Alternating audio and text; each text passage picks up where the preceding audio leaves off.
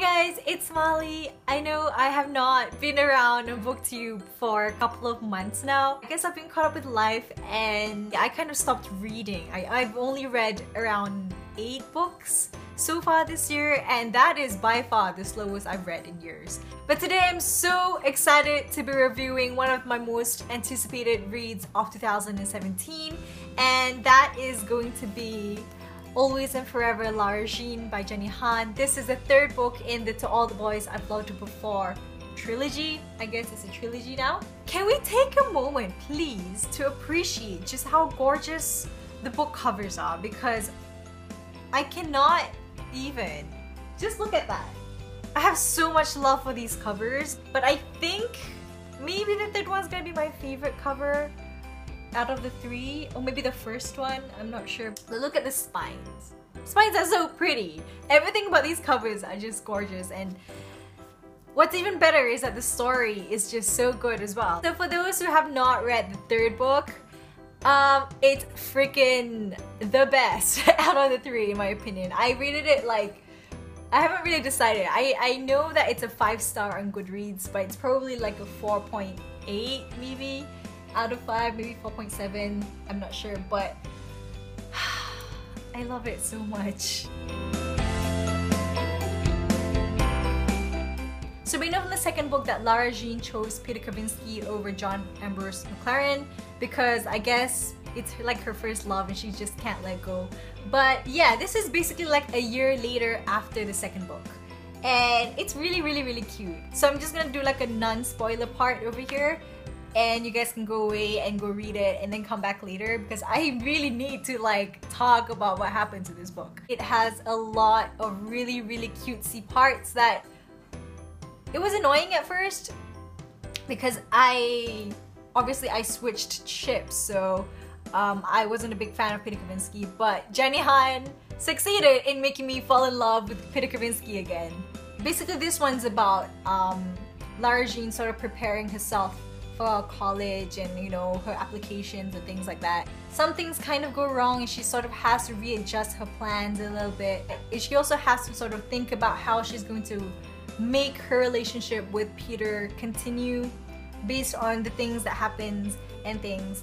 And yeah, I really appreciated that there's a lot of really nice family elements in this, like a lot of really nice family stuff. And it has a lot of that, you know, moving on to the next phase of life kind of vibe, which is something that was quite nostalgic for me, but at the same time it's not something that I've really faced and I am going to face very soon, and it's really nice to sort of see that in this. There's a lot of really good dialogue in this as well, and I found myself quoting some of it and posting it on Twitter. It's just so good. I really liked seeing Lara Jean develop as a character as opposed to the first and the second book. She's a lot more independent, a lot more mature in this one.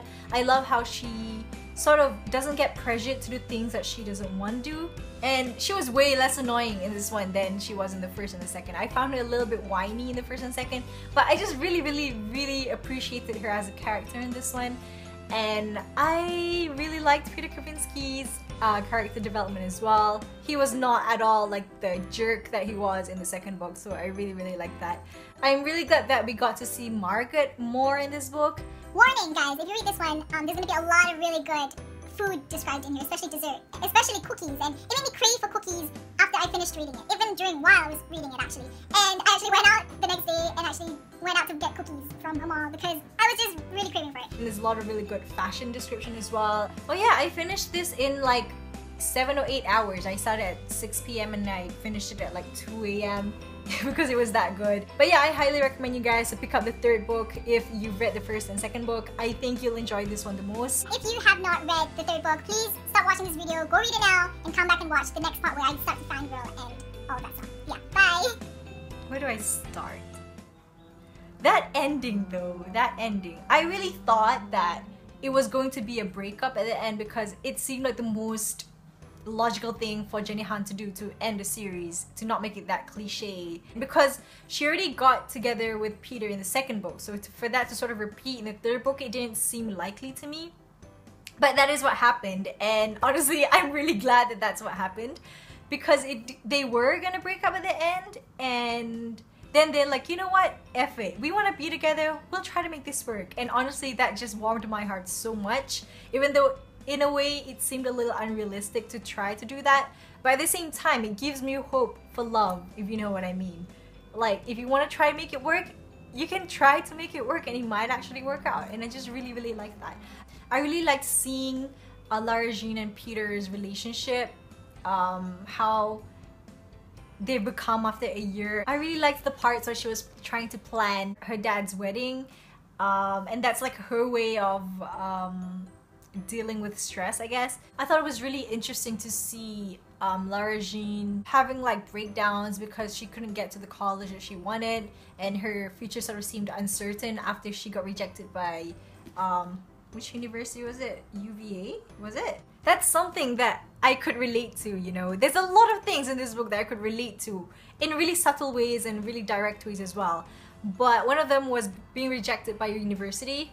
Well, I didn't really get rejected by a college. It's more like a scholarship kind of thing. But it was something that was described really well that I really appreciated seeing. And even though I've gone way past that kind of stage, it was nostalgic for me, but at the same time it's also applicable for a next phase of my life. And I really appreciated seeing that kind of thing going on in this book. Oh my god, John is dating an Indian girl, and obviously she has brown skin color and everything, and I don't know, it kind of gives me hope that John could fall in love with like a brown girl. I'm kind of brown, I am brown. Yeah, and it just warms my heart a lot, like John is into those kind of girls, and I'm just like, you are so much more attractive.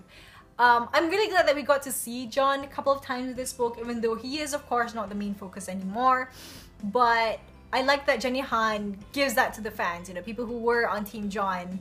At least we got something out of it as well. So yeah guys, those are my thoughts on Always and Forever Lara Jean. Comment down below on what you thought about the book if you've read it, and also what you thought about the series as a whole.